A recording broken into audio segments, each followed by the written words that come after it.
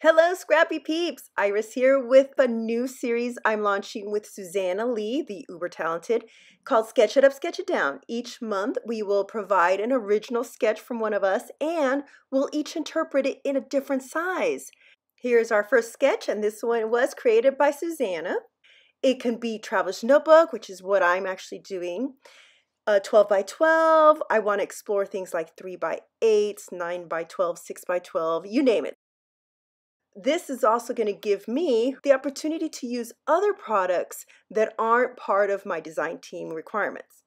In this case, I am using my habit kit from my Allie Edwards subscription. I've subscribed to her for quite a long time and I get all her products, but I never use her stuff just because, time. So what you've been seeing here is just me auditioning some products from this kit along with some papers that I thought would coordinate.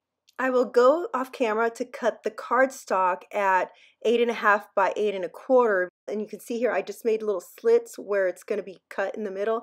But I wanted to build up the spread as a continuous layout first, and then I'll cut it in the middle. The sketch calls for a background. I picked that dark blue at the moment, and then some blocks of paper going up. I like the one with the sunburst pattern. I'm going to use that at the bottom. I'm not sure about the top yet, but I'm going to pull that 4x6 card with the sentiment and go off camera to cut it off. I was thinking of using this as a title. I love Allie's products, but they are very graphic sometimes. So I was trying to figure out a way to whimsify it. You know, I like to have things kind of bent and torn a little bit.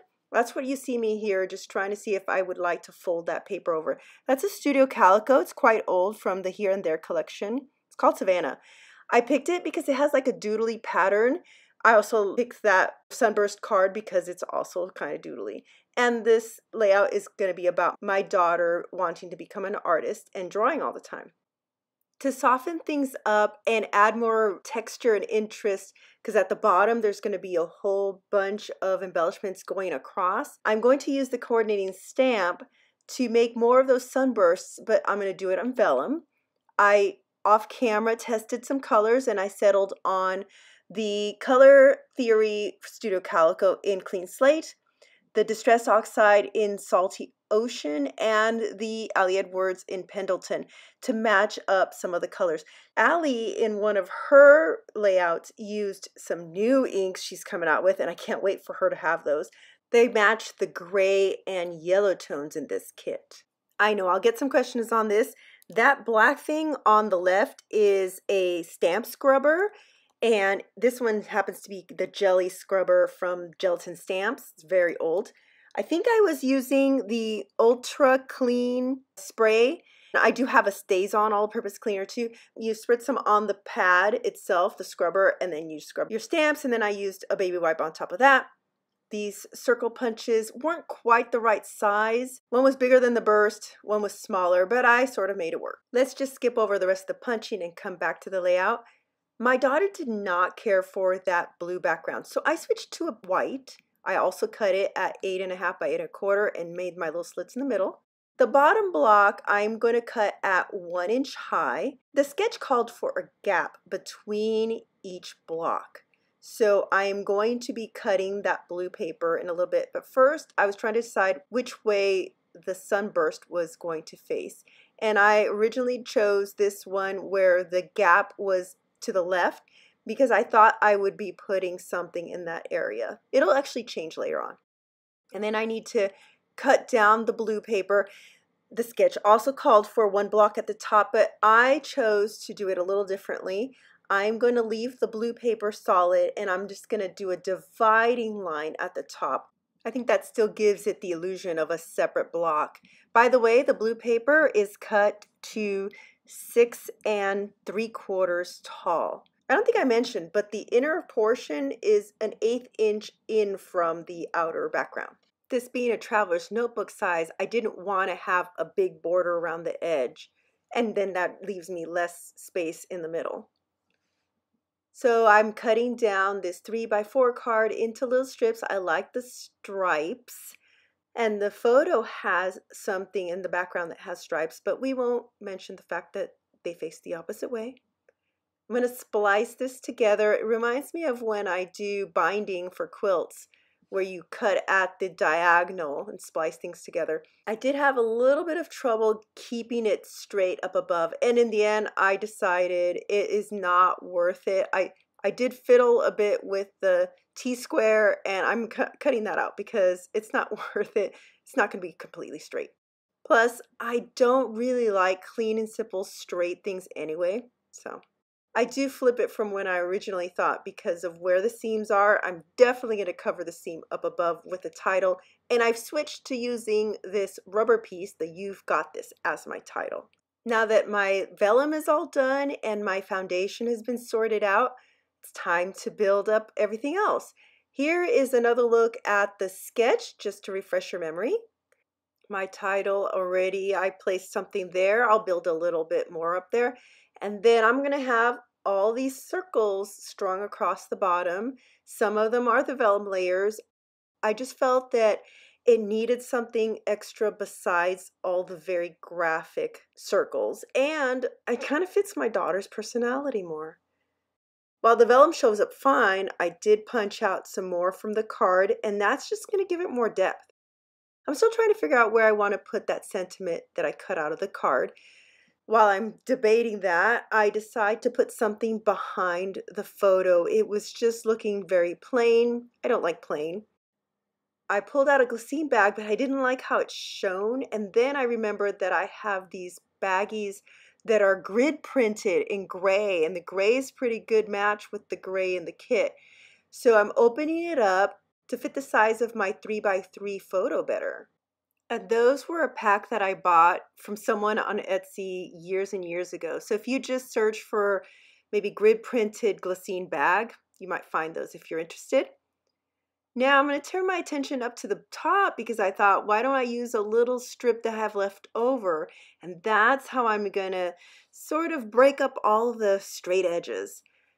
I was going to just bend it in the middle, but I actually don't want the background paper showing through. So instead of bending, I've torn out some of that area. That first bit of baggy wasn't quite fitting, so I just pulled some more from the back of the fold. I like the introduced softness up there, and it gives repetition across the two sides of the spread. Time to build up the clusters. Starting with the bottom right, I wanted to have something that overlaps the photo on top in a couple spots because they're kind of blank. Oh, here the video is going to cut off. I'm going to punch out more of those sunbursts. Here we are back. I also took the opportunity to type up my journaling. I did it on my electric typewriter. It reads, "This is so meta, the artist's hand drawing the artist's hand. I know sometimes you have insecurities and scoff at our praise, but we see your progress. You even measure it, drawing the same thing every year. So proud of your talent and the work you put in. You are becoming the artist you aspire to be." So you can see why I chose this kit. It's about habits and her habit of drawing. A lot of the sentiments here that you've got this, making it happen, a little progress each day adds up to a big result, just fit what I wanted to do for this. So I don't want to give you the play-by-play on how much I move things around. That's something that I just do by trial and error until it looks right. I know that doesn't sound very helpful. I am trying to utilize some design principles that I've just picked up along my 14 years of scrapbooking.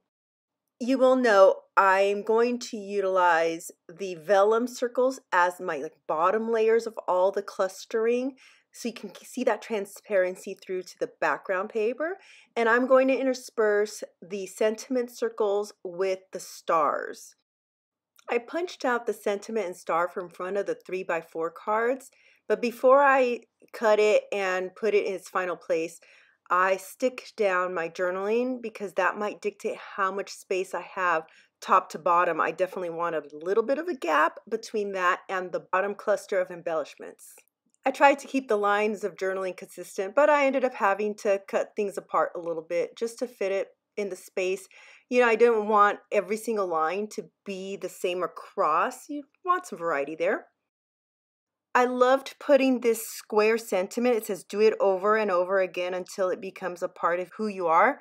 But I'd placed it at the center where I'm gonna have to cut across. And chipboard's really thick. You don't really want it in the middle. I am doing this as a traveler's notebook size, but I'm not doing it inside a traveler's notebook where I would have had that visual clue of the divider. I have a confession to make. This is actually my first traveler's notebook spread. I just couldn't get on board with it before, where you do it inside a book that's very thin. You can't move things around. I tend to like pattern paper or cardstock as my background. I just couldn't get on board. And I'm so glad that manufacturers have finally made some traveler's notebook sized page protectors, because this I can totally jump on the bandwagon for. So update on what I've done so far in the design. At the top, my title is set. I liked the red star up there rather than the original gold, because then that gives you that pop of red, and you're going to have a visual triangle between that and the bottom right circle, and then just a couple other red parts. I guess not visual triangle, but areas where your eye is going to move. I've got a cluster started in the middle. There's a blank spot on that area of that photo that I wanted to cover up. And the "you've got this habit, and making it happen" circles lead your eye across the diagonal. To add something that wasn't a circle, I turned to some puffy stickers from Evolicious. It just happened to be ones that I could find matched the mustardy yellow color in this kit.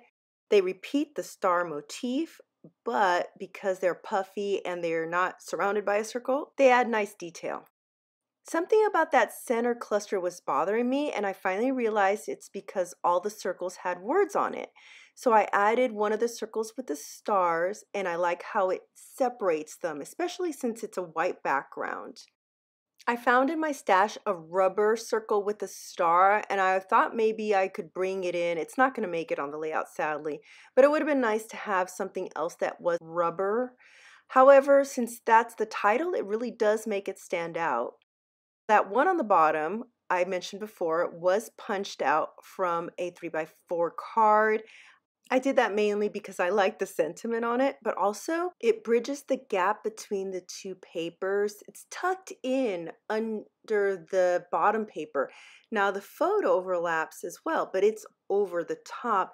And just having that other one tucked in breaks up all the lines more, and it just adds more interest with the layers being in different levels. I did add that square chipboard. I think it's nice to add something unexpected, and everything else is circular, so why not have something that's square? Almost everything is in place now. I'm just shifting things a little bit over, adding some more vellum off to the right.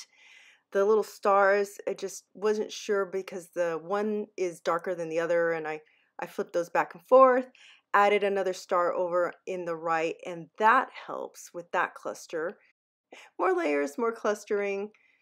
I lift my spread up so I can look at it straight on. When you're doing the process video, you can't like stand over and look down, so it's nice to lift it up sometimes. We're reaching the end now, and I had my battery die. That's only happened, I think, once before when I was filming. So there's going to be a little bit cut off. I'll describe the last little steps as you look at the still photos. Red line tape on my title to stick it down. Since the green is bright and the little red star, I backed it with a gray sunburst. At the top right, what I ended up using was a yellow sunburst from the card with the yellow star in the middle, and I felt that that was understated enough, and I did overlap it with the stripe just for more layering. And I sliced down the middle to get my two sides of my traveler's notebook spread. I have a link down below in the description to Suzanna's video, so be sure to go check hers out. Same sketch, different size layout. If you enjoyed this video, I'd appreciate a thumbs up. If you haven't subscribed, hit the subscribe button and hit the little bell so you can be notified when our next video in this series, Sketch It Up, Sketch It Down, comes out. Thanks for watching, everyone, and I will see you here next time.